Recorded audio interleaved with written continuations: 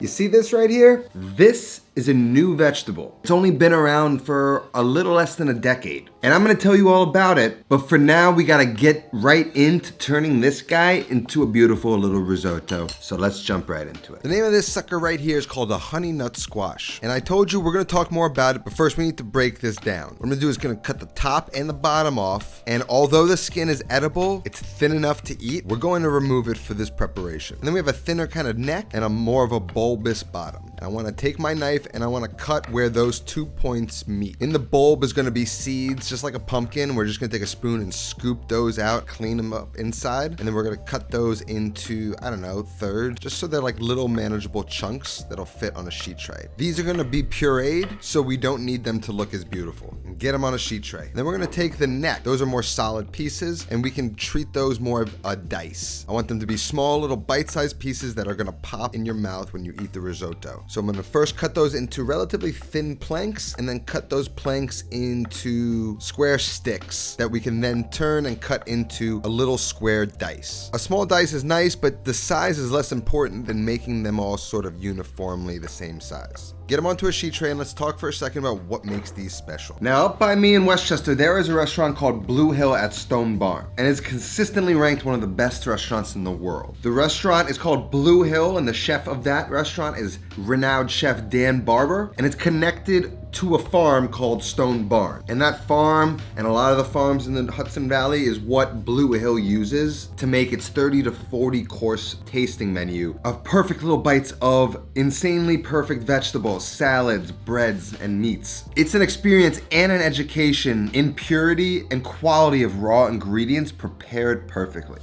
And one day at a dinner at Blue Hill, Chef Dan Barber approached the renowned plant breeder Michael Mazurek to take one of these guys, a butternut squash, and to actually make it taste good, challenging him as a breeder. He also wanted to make it a single serving size, as a butternut squash is just too big to fit on a plate for one person in a restaurant. You see, most food products, whether it's vegetables or meat or anything, is bred or produced for yield rather than for flavor. Chef Dan Barber wanted a squash that flipped that. And after a few years of breeding different squash seeds and collecting the highest quality seeds, planting new generations, Mazurek was able to pick the very best Honeynut squash seeds from those batches, and then continue to keep planting that squash. And only after a few years, which is a feat in and of itself, the final thing was a product that resembled butternut squash, but had a more concentrated flavor, a sweeter flavor, a nutty flavor, less water weight, a thinner edible skin, 3 times the beta carotene,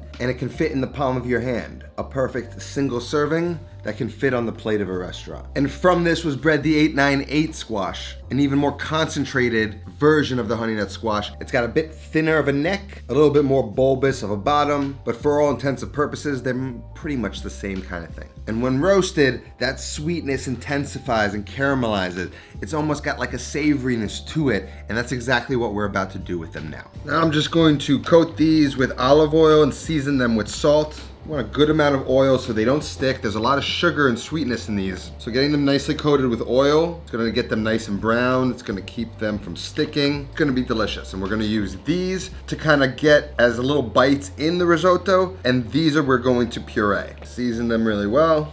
Make sure you get every piece coated. Once every piece is coated in the oil, you just want to start to arrange those chunks off to one side, and then those little dices, you just kind of want to get the biggest side to touch the bottom of the pan, whatever side is the most surface area. Just show it a little bit of love, spread them out nicely, and those are going to cook on the other side of the sheet tray. This goes into a 425 degree oven. Let it go for about 20 minutes. We'll check on them. We want to get some browning on that other side. We'll give them a flip, and once they're nice and soft, we'll be able to pull these and puree them, and then we'll be able to hold these off to the side, and they should be nice and caramelized. Psych, forgot to add some thyme. So I'm just gonna take some fresh thyme, pull some of the leaves, and just toss them into the butternut squash in that pan, and then into a 450 degree oven. We're gonna let these roast. While they roast, we can prepare the onion. I have a small onion here. If I was gonna use a bigger onion, I'd probably use like a half of it or a third. And we're just gonna cut that up into a fine dice. A few horizontal slices, and then several slices along the curve of the onion. Turn it, and then cut that into a nice small dice. You kind of want the dice to mimic the size of the rice, so not too big here. And then we got some cannaroli rice, which is a rice that is really good for risotto, probably a little better than arborio. So we're just gonna measure out 1 cup of that. And we're gonna check on our squash. It's getting there. We're just gonna give that sheet tray a little turn, and we're gonna let that continue to roast. After around 35 minutes, we got some nice caramelization on one side. I'm gonna give them a flip, and then with a sharp-edged spatula, I'm gonna go and just scrape underneath those little dices, being very careful not to smash them. They will be soft, but they will also dry out a little bit and get a little bit of texture to them. So just be very delicate with them. Don't try and use like a dulled spatula. Use something sharp and just get underneath there. Give them a toss, and then back into the oven for about 5-10 more minutes. Then they should be soft, caramelized, and we should be ready to go ahead and puree those chunks. Take a quart container, and I'm gonna throw all those chunks in there, and I have about 5 cups of turkey stock that I have left over from earlier this month. You could use brodo, you could use chicken stock. We're just gonna add about a cup of that into the quart container with the squash chunks, and to add a little bit of balance and spice, I'm gonna add a teaspoon of these Calabrian chili peppers along with a little bit of that oil that they're packed in.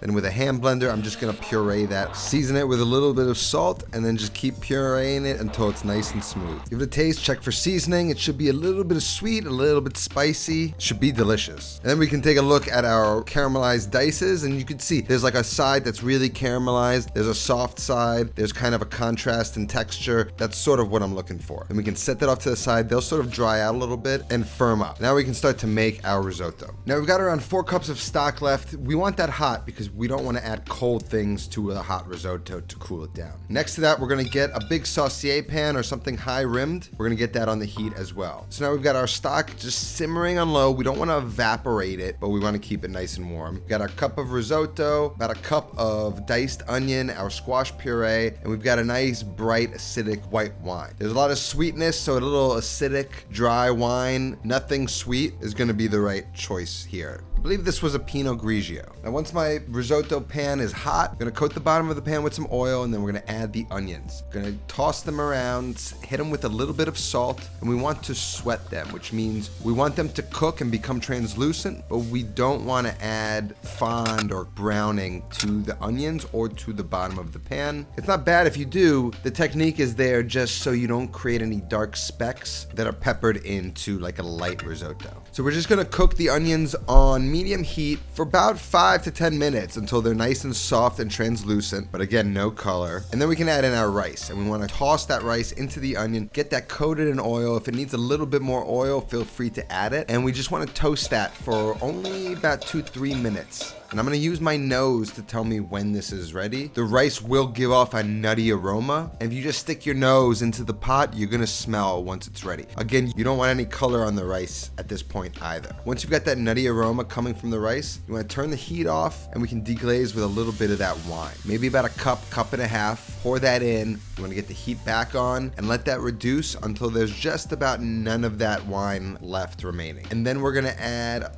1 cup of the stock. Mix that into the rice, and then we're gonna go ahead and go straight in with the squash puree. Now that squash puree is gonna create a thicker cooking liquid throughout the process of this risotto. And usually you can cook a risotto around medium high, but I'm gonna cook it around medium low, just because this is a little thicker. There's a higher potential for it to maybe catch the bottom of the pan and burn. So I'm just gonna be mindful of that. Again, you can add it later if you wanna be a little safer, but I like the concentration of cooking that squash down, rehydrating with some more stock, then reducing it again. It just concentrates that flavor even more. So just like all risottos, we're gonna add about a ladle full of that stock, a little bit at a time. I'm gonna alternate between stirring with a flat bottomed wooden spoon and then cleaning up the sides of the pan with a spatula. And we're just gonna slowly cook this over the course of about 35-40 minutes. Now off to the side, I've got a little pan. I'm gonna fill that with oil. I'm gonna get that up to medium high heat. What I'm gonna do in that pan is fry some sage leaves that are gonna act as a garnish for the risotto. So just pick some nice medium-sized sage leaves, toss them in the oil. Those are gonna fry up slowly, and you're gonna see them transform in color from like that bright green to a nice dark green. And you wanna make sure you keep an eye on the risotto. It's thick, remember, so it might stick to the bottom of the pan like it almost just did. So make sure you're juggling both tasks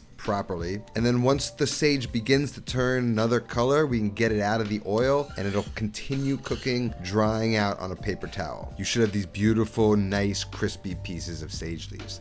We can set those off to the side while we finish cooking the risotto. Continue stirring the risotto, beating that starch, making that sauce even thicker. As soon as the rice has absorbed that stock, you add another ladle, a little bit at a time, until the rice is completely cooked. I'm also going to add a little bit of water to that stock just to stretch it out in case we need a little bit extra. I'd rather have a little bit more at the end than not enough. And then after about 25-30 minutes, I want to start to check the doneness of the risotto. It's got some time to go, so I'm going to let it keep cooking, stirring, and adding some stock as needed. Off to the side, I realized I have this extra oil that's infused with sage, so I figured I'd add some breadcrumbs to it, season with a little bit of salt, and add some thyme to it, and we can use that oil instead of wasting it. Add some texture to the dish. So once those breadcrumbs are brown, you want to shut the heat off and let them dry on a paper towel with the sage.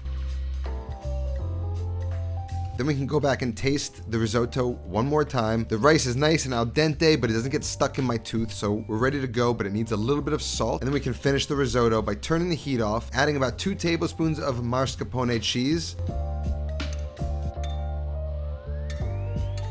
2 tablespoons of unsalted butter, and then off the heat, we're just gonna work that in, and that's gonna slowly start to cool that down to prepare it for the cheese. Once the mascarpone and the butter's worked in, then we can start adding handfuls of Parmigiano Reggiano. Get that mixed in, and of course, if it ever becomes too tight, you can always add some stock back into it to loosen it. Then we wanna add about half the Honeynut squash, saving some for garnish, and then we can start to judge the consistency of the risotto. I can tell, but just by tossing it, it's splashing too much. It's telling me it's too loose. It shouldn't be doing that. So what I want to do is add a little bit more cheese. That cheese will tighten it up. And then when I toss it, it should flow like this. There should be no splash when it crashes back into the pot. That's the perfect consistency. Beautiful rice that's suspended in the stock, almost like a sauce. And then we're ready to plate it. Always serve risotto and pastas with a warmed plate. So I just popped one in the microwave. Gonna go with a few tablespoons right into the center of a flat plate.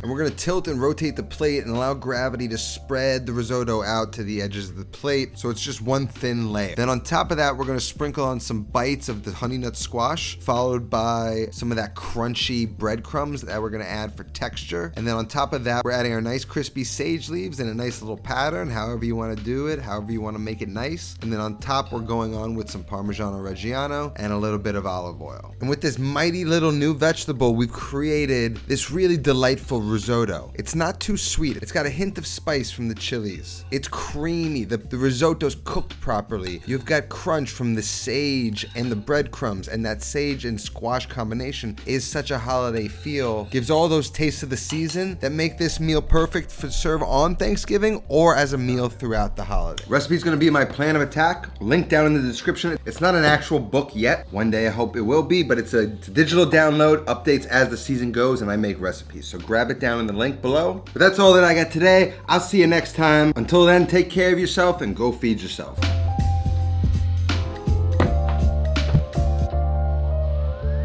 Now I've got a new way that I cook my turkey that you really gotta see, that I'm gonna leave linked up on the screen, along with a few other of my holiday recipes if you're interested. Otherwise, thanks so much for watching.